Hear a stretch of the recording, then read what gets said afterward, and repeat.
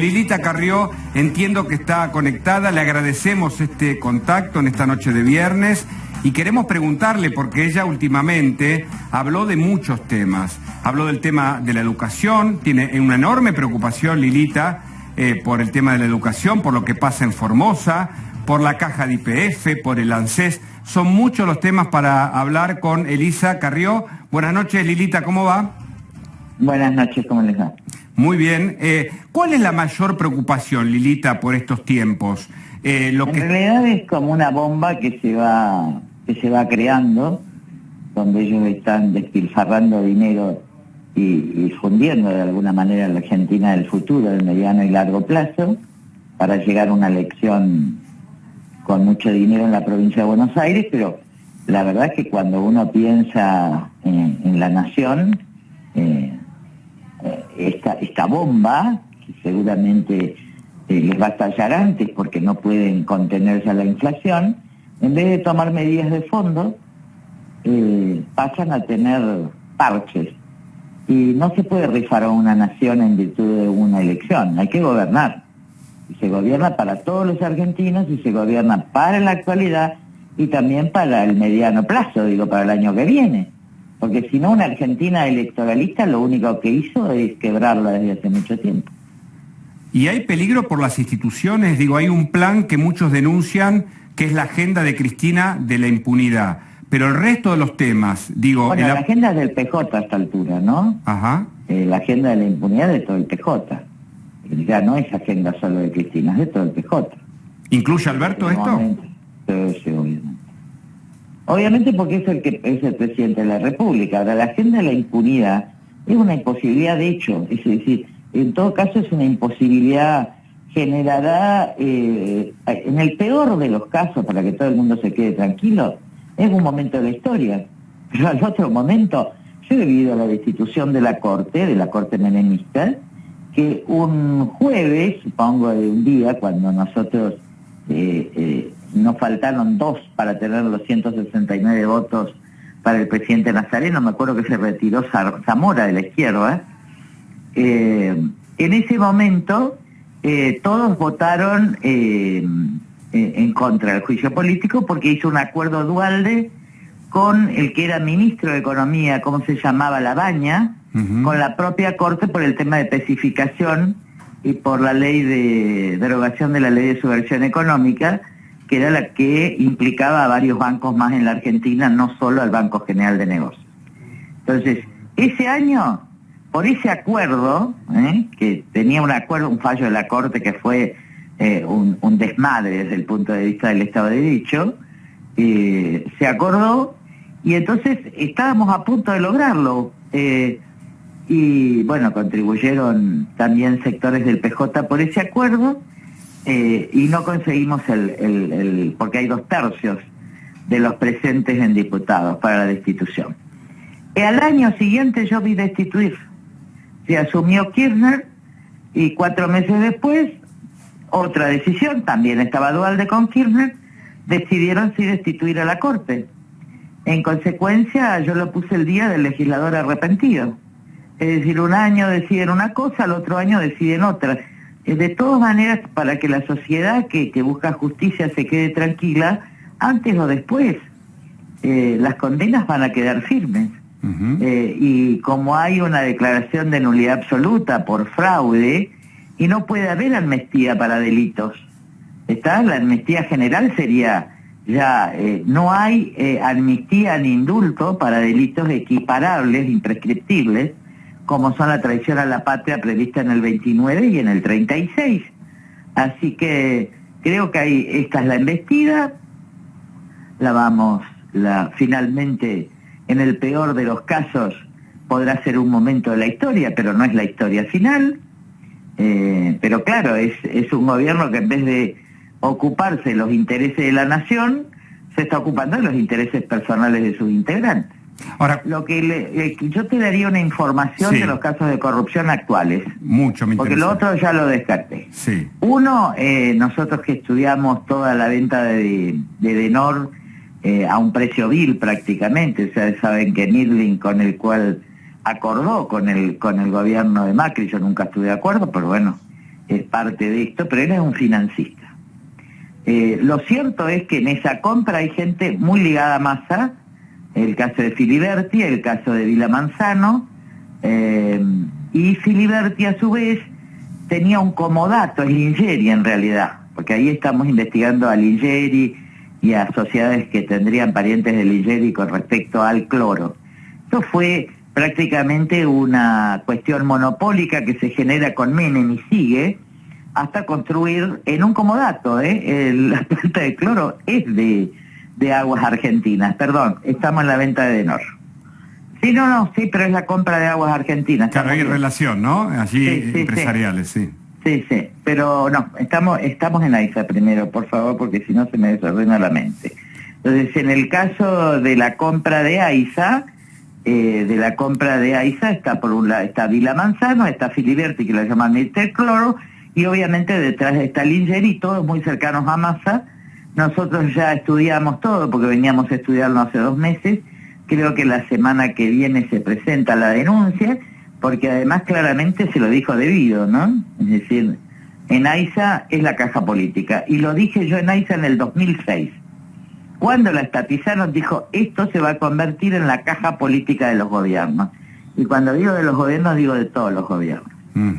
Nos está dando un anticipo, Lilita, entonces, con esta denuncia que presentarán la semana próxima. Sí, no, pero ya vienen siendo estudiadas, ya avisamos, nosotros estamos siguiendo el caso AISA en forma permanente, así que esa auditoría está. La otra, la más grave, que yo vengo denunciando del 2006, es el vaciamiento de Repsol YPF.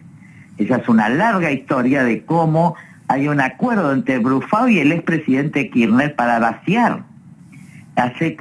¿Cómo era eso? Se retiraban utilidades, a tal punto que la compra de Eskenazi, que es en realidad un testaferro de Kirchner, se hace con la plata de la propia Repsol, el garante Repsol. Yo nunca vi que el garante del comprador sea el vendedor. ¿Ustedes vieron alguna vez? Nunca. Bueno, esto significó retiros de utilidades, pero en las utilidades no había solo utilidades, había créditos que después se tomaban como utilidades.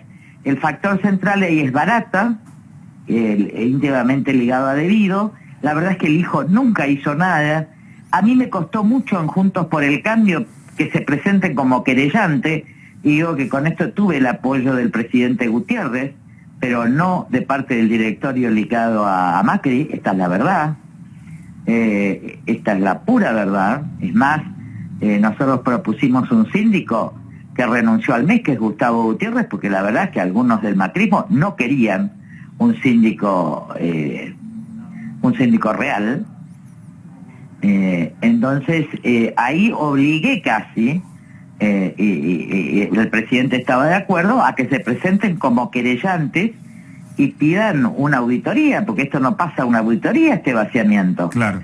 La auditoría dice que es muy compleja, dice el hijo, pero lo cierto es que el hijo es un hombre del sistema, y finalmente, fíjense que la expropiación de YPF es mayor desfalco al país, porque si la empresa ya valía 5.000 millones de dólares y ya tenía deudas por 3.000 millones de dólares de fondos buitre de los Eskenazi, si al mismo tiempo ya tenía el por daño ambiental que está en Estados Unidos, en consecuencia, en ese momento expropian. Y yo dije, miren, se están poniendo de acuerdo con el precio del retiro. Y así fue. Ahora, le terminan pagando 5.000 millones de bonos que van a ser, sumados los años, 10.000 millones de dólares a Brufau, que era más lo que valía la empresa en ese momento. Y esto lo firma Kicillof. Por eso yo cuando expongo el YPF, digo, este es el vaciamiento final con la venta de las acciones, y es Kicillof y la presidenta lo que firma. ¿Y ustedes van a denunciar a Kicillof ahí? No, está denunciado, está pedida la indagatoria hace más de 5 años, pero claro, en el sistema judicial. Esta causa yo la empecé en el año 2006. Sí. Ahora están también haciendo un juego de mercado. ¿Por qué? Porque como bajan las acciones, porque dice no puedo pagar, no tengo dólares, bajan las acciones, perjudican a los accionistas. Otros accionistas compran a precio vil, al otro día suben las acciones. ¿Me entienden que hay ganadores y perdedores? Es la misma operatoria de siempre. la que hacía Repsol también. Y por eso hay escuchas que investiga el juez Marcelo Martínez de Giorgi a la reunión de YPF que acusa a la Cristina Fernández, o por lo menos Cristina Fernández estaba imputada porque en su casa de Calafate, cuando se allanó por Ollavide, encontraron escuchas a YPF, al director de YPF en su momento. Así es, eso no sabía yo, bueno, lo vamos a agregar a la causa. Lo cierto es que ahora han caído todos los activos argentinos. Es decir, todas las empresas que pueden cotizar en bolsa en Buenos Aires o en bolsa de Nueva York han caído estrepitosamente, porque YPF es la empresa madre. ¿Qué pasa con eso? ¿Cuál es el daño de eso? Primero, es el fin de la inversión. ¿Quién va a invertir en un país como la Argentina? Es el fin de cualquier inversión, en una oportunidad importante para América Latina. Y en segundo lugar, los fondos de estabilización del ANSES, que son el resguardo que tenemos los jubilados, están quebrando. Porque si bajan las acciones, también bajan los valores del ANSES, del Fondo de Estabilización. ¿Qué están haciendo? Se apoderaron de las cajas que restan en el país, ya se llame ANSES, Fondo de Estabilización, pagan de allí subsidios que tendrían que venir del Tesoro, se apropian de la caja de YPF para este año electoral, cierran la puerta de los dólares, pero a los grandes del mercado sí los dejan salir. ¿Está claro? El que no puede comprar $100 es la persona de todos los días. Sí, el laburante. Pero los grandes cobran al dólar futuro, hacen los negocios de mercado, etcétera, con una devaluación que ellos la van a hacer después de la elección. Ahora, en el medio, todo el mundo sabe esto, con lo cual se disparan todos los precios. Claro. Es decir, para cuando se acabe la plata, Lilita. Lo único correcto, creo que en todo este desastre, sí, lo único correcto es lo que yo vengo diciendo desde el año 2007, que ya 2006, porque ustedes saben que los que empiezan a impedir las exportaciones de la carne, que yo dije no hay cuento de las tosas, la carne va a ser más cara porque va a haber menos carne, porque fue en el periodo de Kirchner cuando todavía estaba de ministro de Economía este señor grande que yo les estoy diciendo, ¿cómo se llama? Labaña. Él es el primero que empieza. Yo en el 2005 saco un artículo en La Nación, junto con mi asesor en materia agropecuaria, y entonces después, bueno, cambia el negocio de la carne, habilita la exportación, pero ahí yo ya digo, Argentina tiene que ser exportadora de carne en el mundo. Ahora, para ser exportadora y que no te suba el precio interno, vos tenés que establecer una medida del Estado que recién acordaron ahora. Recién ahora. Y estoy hablando de 20 años. Porque claro, creo que el 2007. Sí. ¿Cuál es? La comercialización por corte. Porque el asado no se exporta. En consecuencia, si yo voy por corte desde el frigorífico, a mí los cortes argentinos me pueden salir mucho más baratos.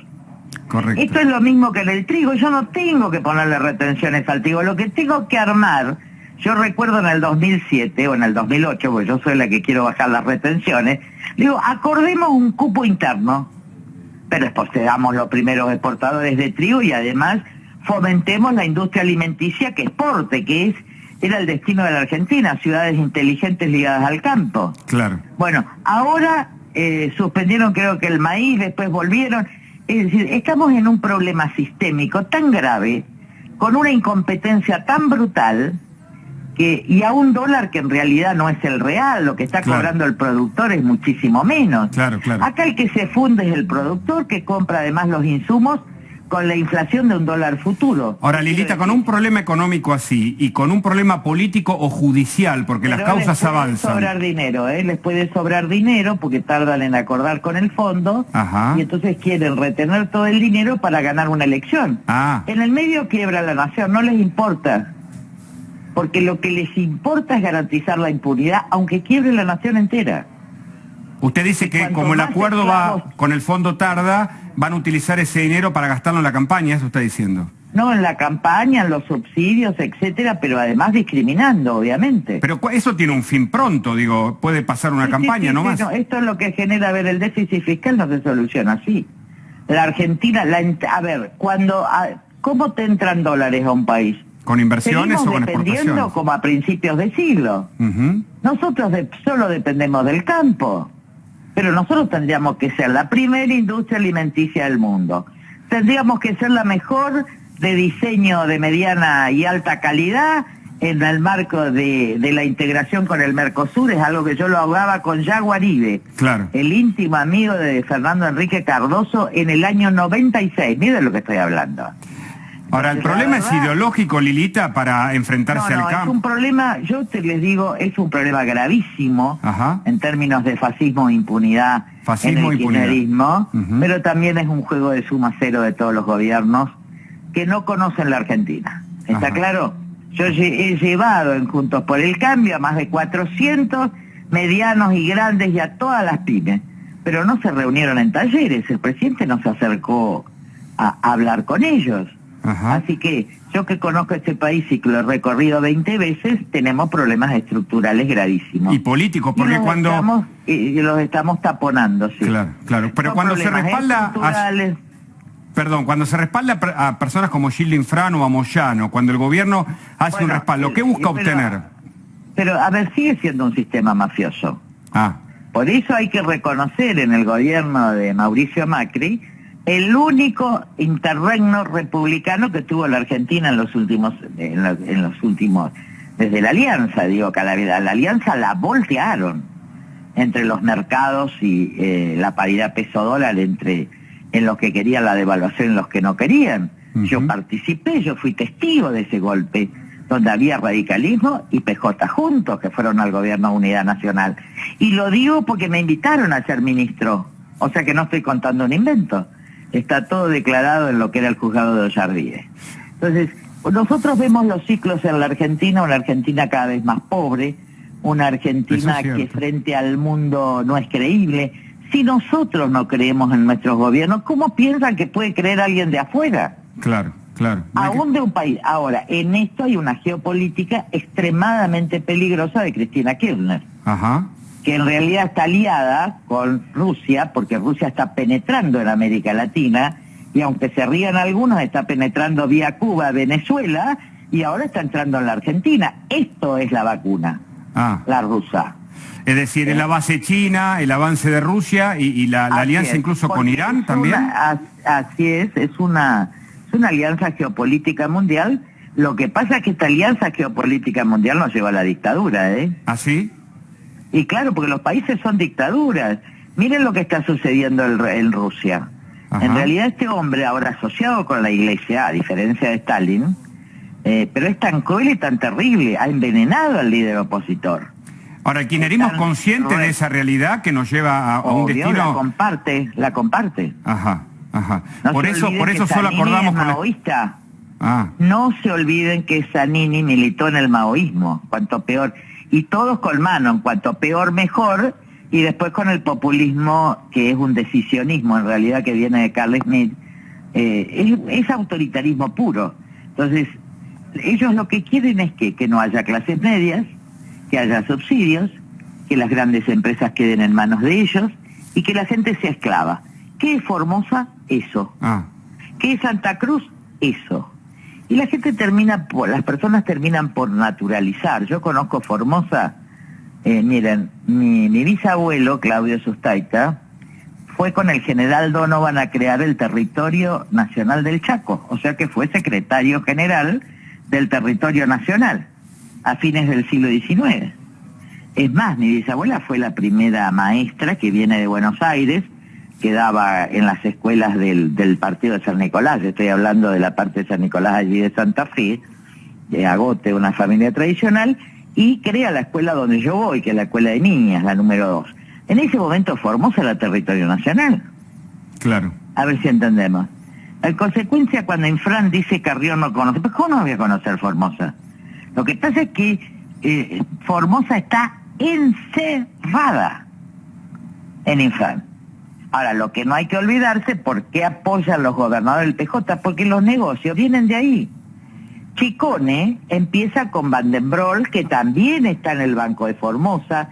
No se olviden que el dinero lo hace Capitanich con la privatización del Banco de Formosa. Y la contratación de Olfan, no nos olvidemos de eso, claro, por parte del gobierno de Van den Broek, la parte de Olfan, es decir, todos los negocios vienen de ahí y estamos en la frontera con el Paraguay, con lo cual ahí el contrabando está absolutamente manejado desde una y otra parte. Y el narcotráfico que usted siempre denuncia, Lilita, y que según las fuentes judiciales estuvo detrás de la toma en Guernica, por ejemplo. Paraguay es otra cosa. La territorialización se está dando en zonas más ligadas, yo creo que ya se ha tomado, ligadas al norte, en toda la zona de frontera.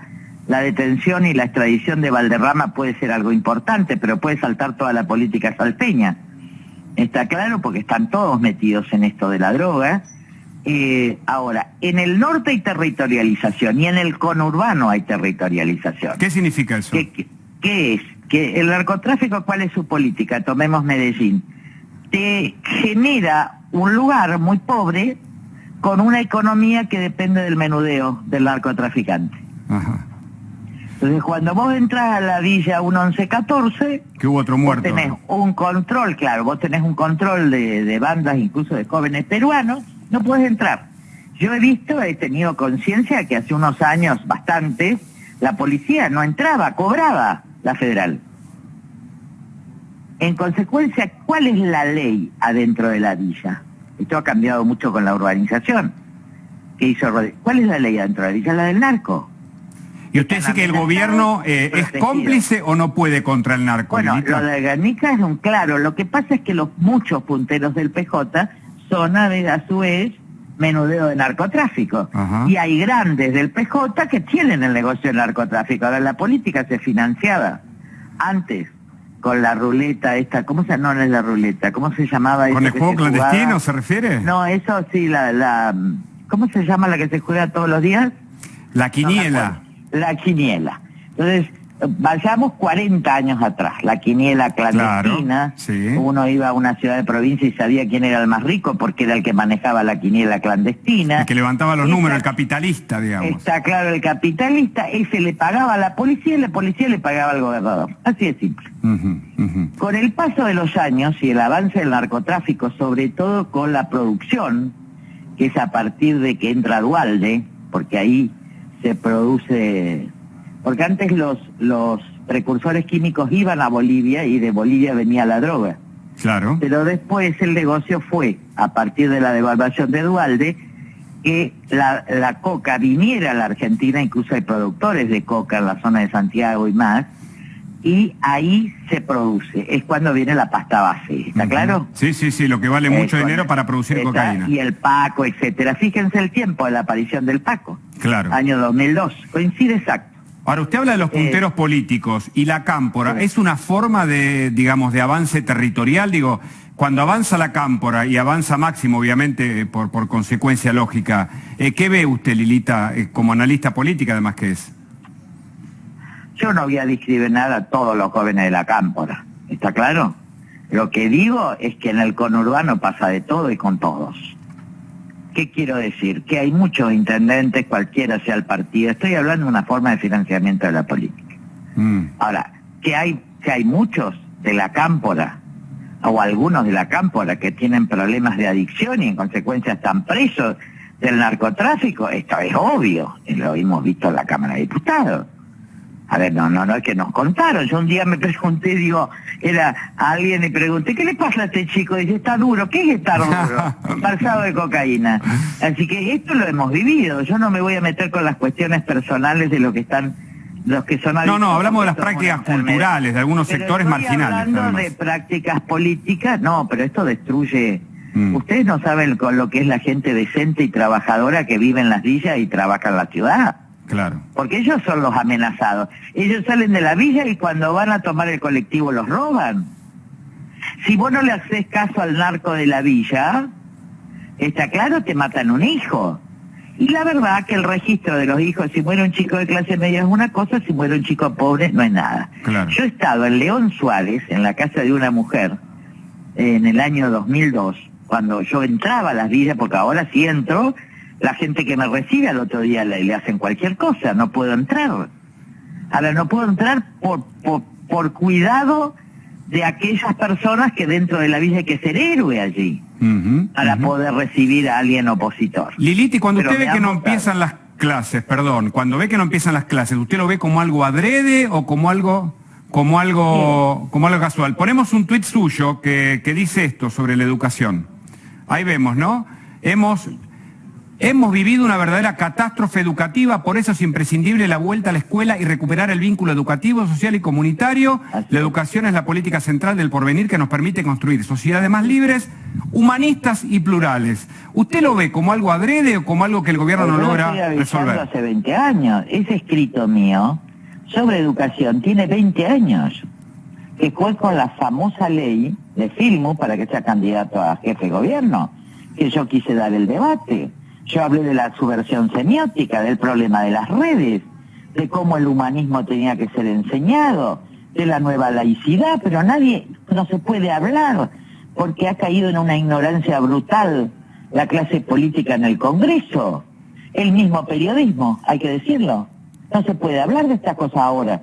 La escuela tenía dos roles, uno formar la nacionalidad en la Argentina, esta es la idea sarmientina, porque se inventó la Argentina moderna, eso hizo Sarmiento, con todos sus errores, pero inventó la modernidad en la Argentina.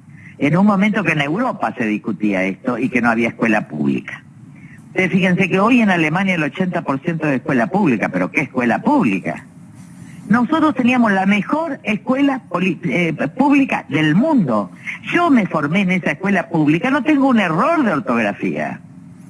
Yo fui titular de la universidad pública, yo vi caer la universidad pública. Hace 20 años que renuncié porque dije que esto no da más.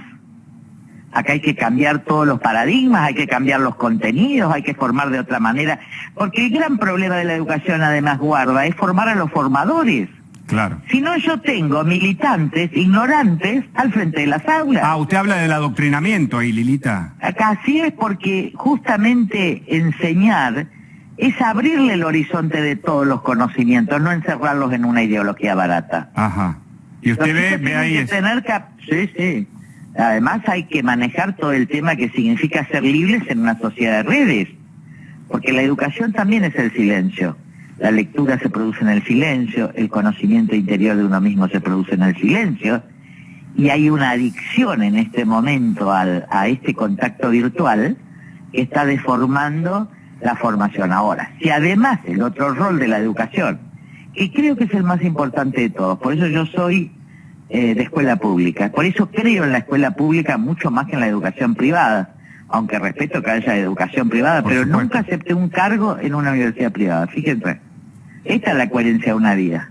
Yo podría ser titular en una universidad privada después de haber sido titular desde los 28 años. ¿Por qué no acepté?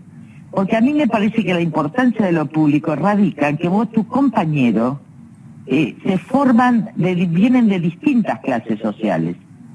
Pero ahí se sabe, se conoce, se genera la amistad, que es el lazo social, donde hay un complemento mutuo. El que tiene más aprende de la valentía, la decencia del hogar más humilde.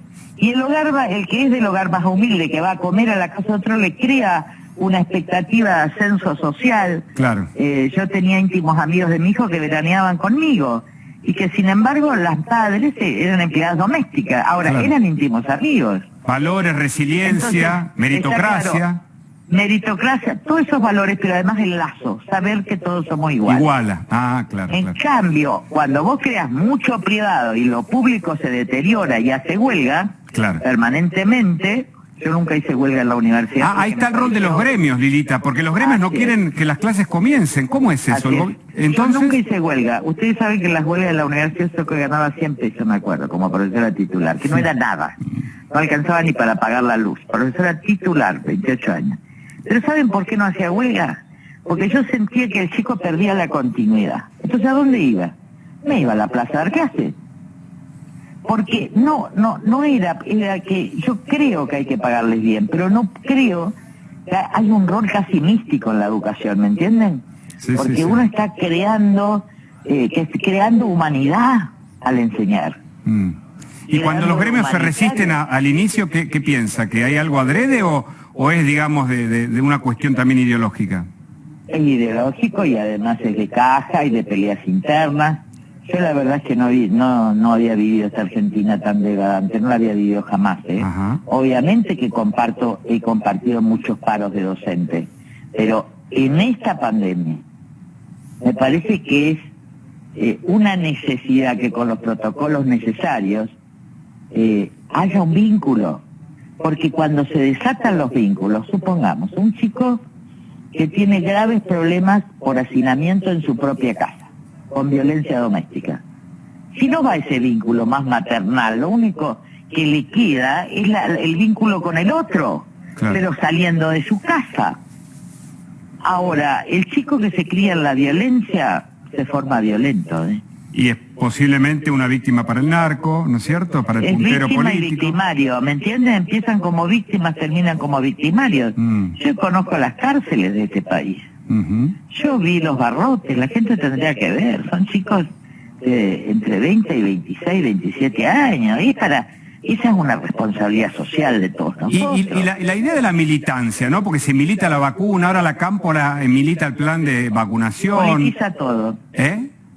Politiza todo. Mire, yo en el caso de Formosa hicimos las denuncias que teníamos que hacer en la Procuración General, pedimos las acciones legislativas, nosotros fuimos los que instalamos el tema de Formosa, porque hay mucha gente del Gran Buenos Aires. Ustedes saben que en el Gran Buenos Aires viven muchísimos hijos de provincianos que han venido por falta de trabajo y que habitan en villas, en casas.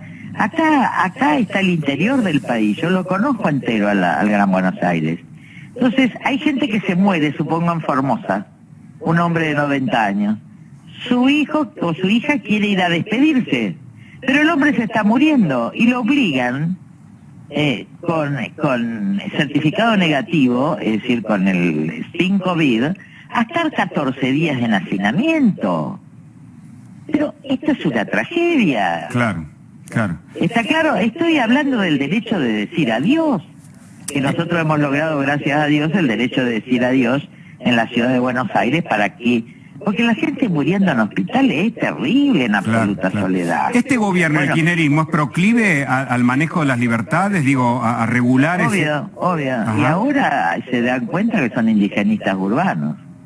En realidad los huichí, miren, yo les voy a contar la historia de los huichí, que es lo que está sucediendo en lo que se llama el norte salteño, o Salta chaqueña, porque toda esa zona es Chaco, ¿entendieron? Como zona geográfica. Sí, geográfica, claro. Para tener más claro, es el Bermejito, está el Impenetrable por un lado, está ahí donde está, y está Salta, está entre la bota. Totalmente. Y hay un punto que coordina Formosa, Chaco con Salta. Eso está cerca, está a 100 kilómetros del Impenetrable, y también del otro lado del Bermejito. Me va a decir a mí, Frank, que no lo conozco, sí, yo he estado ahí, yo he estado en la mayor. Ahora, los huichí eran los ex-matacos, que son los pobres entre los pobres de las etnias, de los hermanos aborígenes. ¿Por qué? Porque la traducción de mataco significa los sin etnia. Por ejemplo, los collas tenían una identidad, los tobas, que ahora son tenían otra identidad, los guaraníes, los tehuelches. Bueno, yo puedo hablar de todas las comunidades porque fui una de las que redacté el artículo de la Constituyente, y trabajé con ENDEPA. Y además viví entre aborígenes, yo no, hermanos aborígenes, yo no soy indigenista urbana, ¿entienden? Yo conviví con ellos. Entonces iba al barrio Toba, y a mí me recibían, eso sí, a las 6 de la tarde tenía que salir, porque había mucho que le gustaba, pero yo he ido a reuniones en el Impenetrable con todos los huichí, pobrecitos siguientes. Los blancos ahí se han apoderado del algarrobo. Miren, el algarrobo es con lo que se alimentó el que escribió la Kabbalah. Porque el algarrobo da agua, aunque ustedes no crean, y da alimento. Claro. El algarrobo es el mayor alimento. Por eso cuando él estuvo tantos años escondido del Imperio Romano, el autor de la Kabbalah, se alimentaba de un algarrobo que salió en una cueva. Correcto. Yo estuve ahí interesantísimo, Lita, pero la traigo... Lo que quiero decir es esto. Sí. Esos son los pobres entre los pobres. Correcto. Los más marginados en gobiernos feudales, digo, ¿no? Guarda, así es, pero son pobres entre los pobres. Porque el problema indígena no es un problema de la comunidad. Sí, hay muchas denuncias, planes de viviendas que no hicieron, digo, nosotros hemos contado en la cornisa un montón. Se los manipula desde que yo soy chica. Claro. Y lo hacen todos los partidos, ¿eh? Terrible. Los encierran en centros que después limpian, digo, ¿no? Esto pasa todo el tiempo. Ahora, la traigo del conurbano. ¿Va a ser candidata Lilita a gobernadora o no? Sí, voy a hacer, salvo que haya que obviamente haya alguna interna donde se fabrique un fraude. Se imaginan que nosotros no tenemos recursos. Si es fácil, si es bueno para la unidad, sí. Yo obra interna con fraude electoral y con dinero sucio no voy, ¿se dan cuenta? Así que estamos trabajando todos en conjunto por la unidad de Juntos por el Cambio. Yo estoy hablando con toda la gente.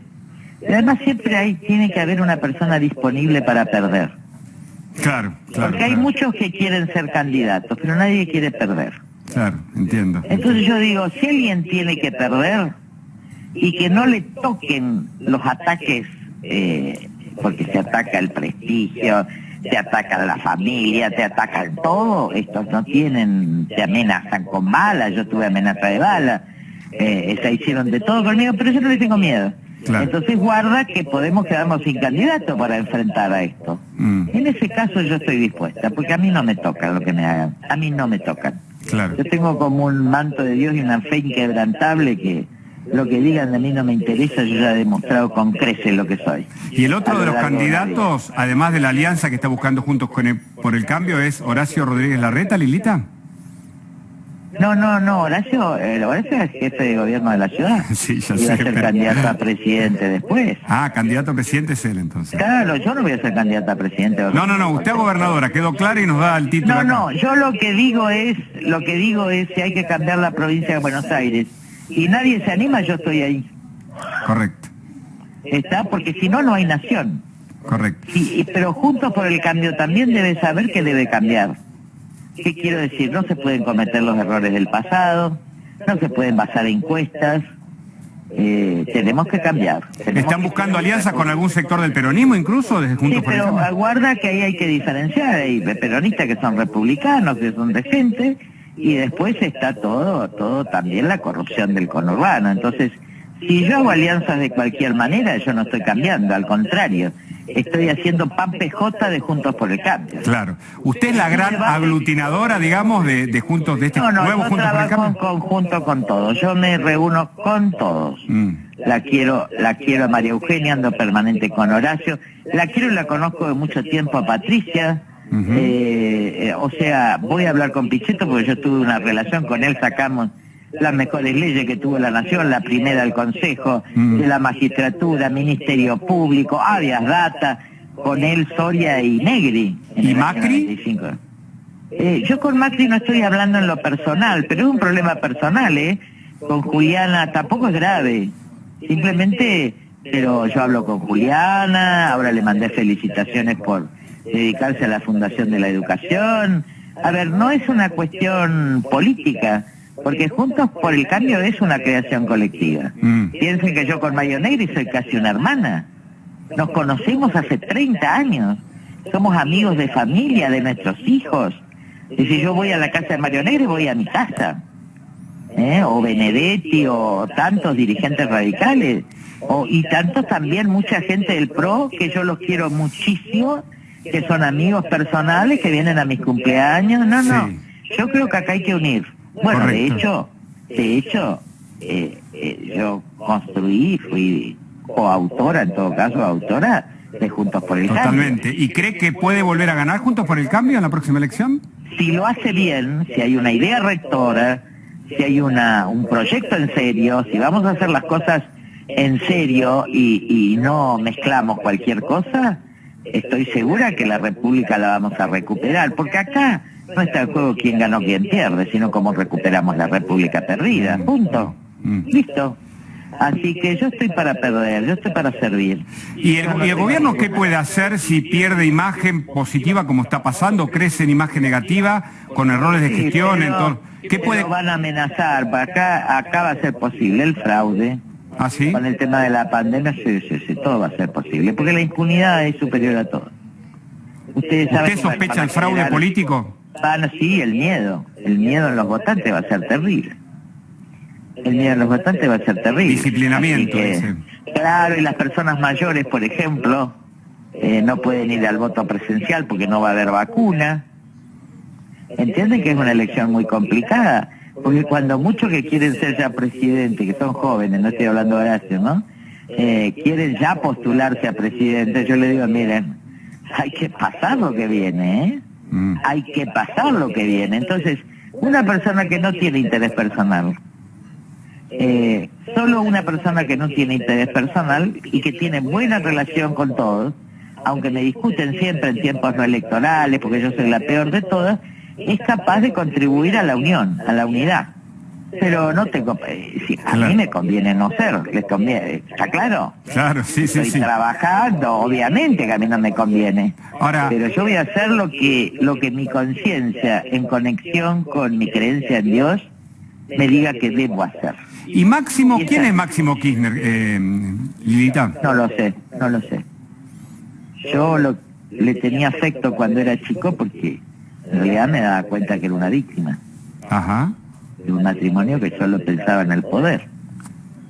Creo que la educación de la hija también, ella fue educada por la madre de Néstor y la quería mucho, tuvo ahí un afecto más filial, pero la verdad es que él es dominado por él es hijo de... Yo no hablo de lo, ¿sabes qué? No, Yo pero decidí hoy, una cosa, como político en proyección, se lo digo, no, es que no puedo. ¿Saben por qué? Porque yo me juré una vez una cosa. Yo no me voy a hablar de los hijos, porque esta es una sociedad antropófaga. ¿Qué quiero decir? Se morfa a sus propios hijos. Sí, sí. Hay políticos que se morfan sus propios hijos. Y yo decidí no hablar. Decidí que en ese juego no entro. Ajá. Y lo decidí moralmente. Para mí siguen siendo hijos, para mí siguen siendo tus hijos, mis hijos, y ya me pasó esto, y lo sabe muy bien Zulema Yoma, con sus propios hijos. Yo decidí eso hace mucho tiempo. Así que no me pidas porque yo no voy a hablar. Claro. Decidí parar la antropofagia argentina. Un par de preguntas últimas, muy interesante hablar con Lilita Carrió y nos damos ese gusto aquí en esta noche de Mirá. ¿Cuál es la Argentina que viene, Lilita? Digo, sin billetera, sin economía, ¿el gobierno puede sustentar el poder que ostenta a través de un discurso o de una sus cosa es la propios Argentina seguidores? y una cosa son los gobiernos, ¿eh? A ver. La Argentina en el mundo que viene, que va a ser muy conflictivo, tiene un horizonte de paz, si saltan niveles de conciencia, si hace ciudades inteligentes ligadas al campo, si que genera un territorio poblado, es decir, que como yo decía desde el 2002, gobernar es repoblar en el sentido de ciudades inteligentes, más pequeñas, desurbanizar de alguna manera, no para que no existan grandes ciudades, sino para que no haya hacinamiento, una nueva relación con la tierra, con el espacio, etcétera. Argentina tiene las condiciones básicas para hacerlo. Ahora, es algo que consume una generación. Cuando yo veo muchos jóvenes creo que están dispuestos, porque los veo en el medio ambiente en el planteo correcto, los veo en la lucha por la justicia en el planteo correcto. Igual, eso sí, yo le pido a los jóvenes que no se vayan a los extremos, porque es muy fácil cuando uno es joven abrazar un tema para lograr identidad. Típico de la posmodernidad además, ¿no? De las tribus. Y sí. Típico de todas las jóvenes. Ajá. Típico de nosotros. De cierto fanatismo, dice usted. 80, bueno, había más extremos, algunos se fueron a la violencia, pero todos de alguna manera quieren un mundo mejor. El problema es cuando te volvés fanático. Claro. Porque cuando te volvés fanático te cerrás al otro, el otro no existe, y ahí pues fascista. ¿Qué quiero decir? Vas a un totalitarismo, ya sea de derecha o de izquierda, porque no importa, la violencia del carácter va a eso. Así que yo trabajo para el uno, y por eso creo en la unidad, pero en una unidad también de asumir las responsabilidades. Yo pensé que ya me podía retirar, pero me di cuenta que yo no puedo callar. Que tiene mucho para dar. No. ¿Saben qué pasa? Sí. Si yo callo esto de Formosa, si callo lo de YPF, si callamos, la verdad que los diputados de la coalición cívica trabajan todo enero como locos, todos. Y además yo estoy como loca todos los días en ese trabajo, además dando clases, además esperando la Pascua, el Pesa, qué sé yo, haciendo baililitas porque hay que trabajar. Claro, la marca de ropa, baililitas, sí, sí. Claro, tenemos que trabajar porque yo gano 86.000 pesos, así que los jubilados, para mí empezó una nueva vida de trabajo para poder seguir viviendo. Porque si hubiera ejercido la profesión como hacen otros que fueron diputados, serían millonarios. Claro, pero con 80.000 pesos de jubilado no sé. Claro, sí que estoy trabajando, estoy de lo más bien. Está muy bien. Ahora, aparte de trabajar, yo decidí que no iba a callar. Claro. Y hablando de no callar, ¿hay una denuncia en marcha o es esta que nos estaba contando antes de Nor? No sé si puede adelantar algo y darnos la primicia, Lilita. No, creo que es AISA, creo que está en el marco AISA. Y sí, otra está sobre YPF en marcha. Sí. Ah, bueno, es un anticipo y le agradecemos. No, se está trabajando desde hace varios meses, pero nosotros queremos ir con datos totalmente ciertos, documentados en boletín oficial. Se han pedido muchísimos informes a AISA, muchísimos accesos a la información en la vacuna, pedidos, hasta que logramos tener toda la documentación de AISA, fue un gran trabajo hecho por el equipo. Bueno, creo que ahí falló un poquito la comunicación. Igual fue una larga entrevista con Lilita Carrió, que pasamos por los principales ítems, desde la educación, lo que pasa en Formosa, Juntos por el Cambio, su propuesta de gobierno, los errores del pasado, lo que puede hacer el gobierno, la Cámpora, el actual gobierno, pero de la política y de Lilita Carrió, a quien le agradecemos, vamos a la economía.